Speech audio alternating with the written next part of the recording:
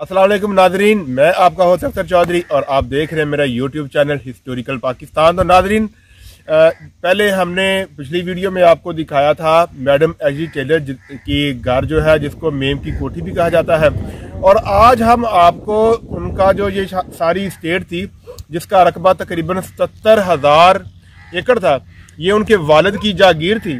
तो आज हम आपको इसकी सैर करवाएंगे, इस सारे स्टेट की। और इस पे जो जगह जगह पे छोटी छोटी डारियाँ हैं और जो लोगों का ज़िम्मेदार है यहाँ पर, ये सब अंग्रेज़ों के बाद जो ये मैडम एजी टेलर के वालिद की थी।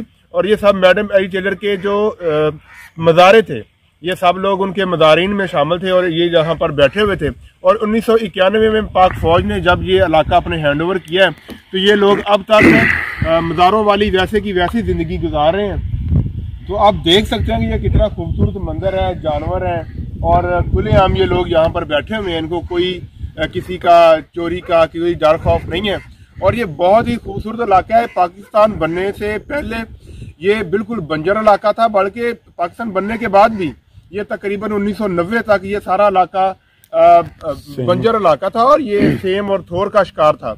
और जगह जगह इसमें इसके अंदर फिर सेम नाले बनवाए गए थे, जिसकी वजह से अब ये इलाका माशाल्लाह काफ़ी हद तक जरखेज़ और कारामद हो चुका है। और यहाँ पर हर तरह की फसलें, ख़ास तौर पर गंदम, चावल, चने, हर चीज़ यहाँ पर वफर मिकदार में पैदा होती है। तो चलें हम आपको बाकी भी इसकी सैर करवाते हैं और इसके मनाजर दिखाते हैं। घोड़ों का स्टड भी दिखाएंगे आपको, और भी इसके जो मनाजर हैं वो आप देख सकते हैं कि ये जो रिनाला स्टेट का इलाका है, ये हमने आपको बताया था कि ये तकरीबन सेम और थोर का शिकार है। तो ये सारा इलाका आप देख सकते हैं कि ये एक मछली फार्म है और ये तकरीबन सारे इलाके में तकरीबन सैकड़ों एकड़ रकबे पर फैले हुए ये मछली के फिश फार्म है। क्योंकि यहाँ पर सेम का इलाका है, तो पानी जज़ब नहीं होता नीचे और पानी खड़ा रहता है, तो इसलिए यहाँ मछली का कारोबार जो है वो बहुत ही फ़ायदेमंद होता है। तो हम आपको ये दिखा रहे हैं कि ये देखें, ये कितने बड़े बड़े फार्म है। ये बहुत सारा इलाका है, तकरीबन ये लाइन में एक रो है जो तकरीबन 100 से ज़्यादा फार्म इसमें मौजूद है। तो इसके अलावा ये इलाका जो इसकी साइड पे वाक़या ये वाला, ये सारा आबाद है और यहाँ पर आप फसलें भी काट होती हैं। लेकिन ये आप देख सकते हैं कुछ फसलें इतनी अच्छी नहीं हो रही, क्योंकि ये उन फसलों में अभी सेम ज़्यादा है, तो कुछ 2-4 साल बाद इंशाल्लाह वो भी ठीक हो जाएंगी। तो ये साथ ही ये वाला सेम नाला है। ये सारे इलाके की सेम जो नीचे से ज़मीन का पानी है इसमें इकट्ठा होता है और आगे ये जाके आगे एक बड़ा सेम नाला उसमें चला जाता है और फिर ये नहर में पानी ये गिर जाता है। तो ये सेम नालों की वजह से ये इलाका आबाद हुआ है। तो ये बहुत ही अच्छा इलाका है और बड़ा खूबसूरत मंदिर है अब तो यहाँ देखने के लिए।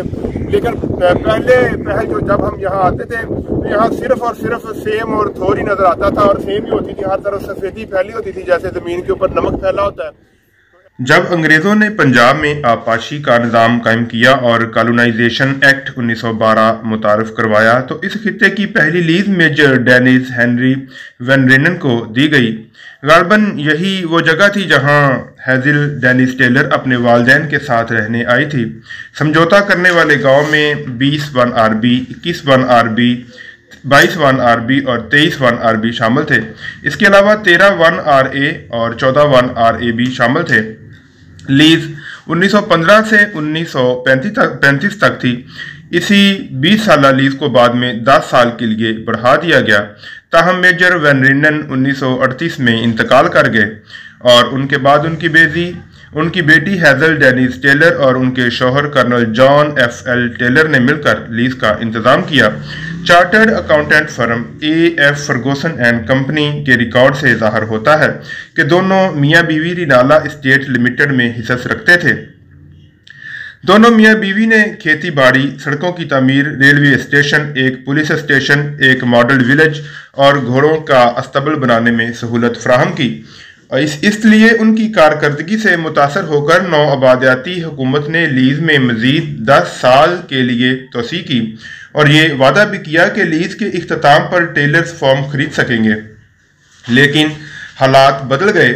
1948 में मूसलाधार बारिशों की वजह से फार्म को शदीद नुकसान पहुंचा। 7,723 एकड़ रकबे के फार्म में से 4500 एकड़ पानी में डूब गए।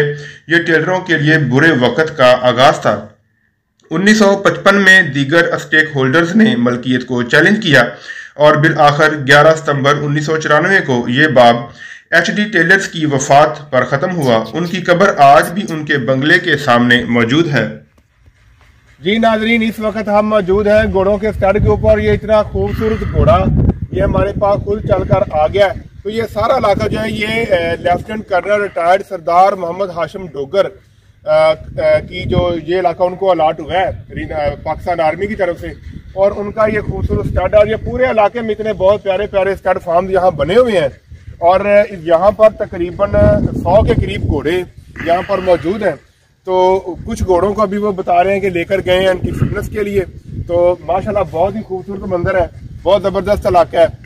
तो चले आगे। तकरीबन 1 सदी से भी ज़्यादा अरसा गुजरने के बावजूद यहाँ के लोग आज भी मज़ारे ही कहलाते हैं और देसी तहजीब व तमद्दन पंजाब के रंग इस तहजीब में नुमाया हैं।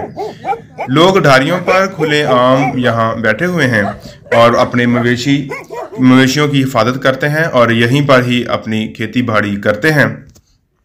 पंजाब की धरती वैसे ही बाहिम्मत और मेहनत कश अफराद से भरी पड़ी है, तो ऐसे ही लोग इस इलाके में भी आबाद हैं जो आज इतनी सदियां गुजरने के बावजूद, इतनी जदीद तरीन टेक्नोलॉजी होने के बावजूद आज भी इस पसमानदगी में अपनी ज़िंदगी गुजार रहे हैं। लेकिन इलाका बहुत ही ज़्यादा खूबसूरत हरा भरा है। यहाँ हर तरह की फसलें काश्त की जाती हैं। गंदम, कमाद, धान इस इलाके की ख़ास फसलें हैं। ये फॉर्म रिनाला खुर्द से सिर्फ चंद किलोमीटर के फासले पर वाक़या है। तो नाज़रीन, हम उम्मीद करते हैं कि आपको हमारी आज की वीडियो बहुत पसंद आई होगी।